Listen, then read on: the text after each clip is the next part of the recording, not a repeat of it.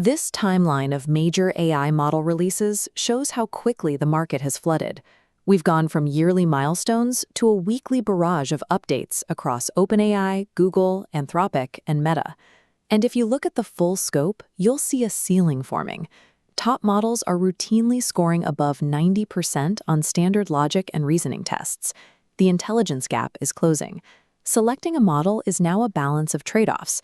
You have to weigh what you are willing to sacrifice in cost, speed, or control to secure that final 5% of reasoning power. Chasing a single perfect model is a reliable way to drain your budget. Success means ignoring the release day hype and defining your specific operational limits. To break out of this choice paralysis, you need to evaluate the market against three distinct baselines. First is raw capability. This measures a model's underlying reasoning strength and its ability to natively process different inputs, like text, audio, images, and video. Second and third are cost and control. This is the tension between paying ongoing API fees versus buying your own hardware, and risking vendor lock-in versus the freedom of open-weight models. Mapping your project against these three vectors allows you to build a return on investment calculation based on specific technical constraints. On the absolute top tier, we have the heavyweight closed APIs, GPT 4.1, Gemini 3, and Claude 3 Opus. These models deliver unmatched outputs. They process massive context of over 1 million tokens, handle multiple media formats out of the box, and hold state-of-the-art factual recall. But the required inputs are heavy. You pay exorbitant premium rates for every million tokens processed, and you accept complete lock-in to a specific cloud provider's ecosystem. If your application requires millions of rapid, automated tasks, these models will create ruinous scaling costs. And because they are closed, you cannot deploy them offline. They operate like rented supercomputers. You want them for complex, low-volume analysis, but using them for basic bulk data processing is financially disastrous. To handle higher volumes, the major labs offer mid-tier options, Claude 3 Sonnet and Haiku, alongside Google Gemini Flash. This chart plots intelligence against cost. In the bottom left, Haiku and Sonnet offer drastically reduced costs and maximum speed. Follow the dotted line up to Opus. Those marginal reasoning gains require an exponential leap in spending. Because they are smaller, you have to accept a higher probability of hallucinations on nuanced facts or complex math compared to their premium siblings. These optimizers are the true workhorses of the AI economy. They trade absolute perfection for the profit margins you need to run a scalable product. Then there is the push for open weights, led by Meta's Llama 3 and Mistral.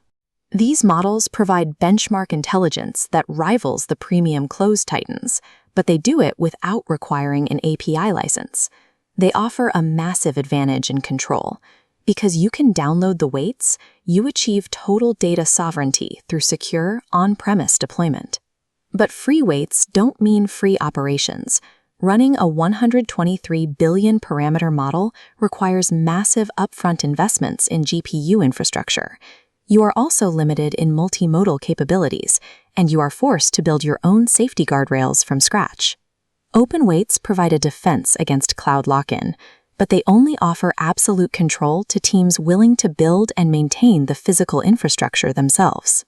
Finally, we have specialized models like Cohere Command A, engineered strictly for back-end corporate functions.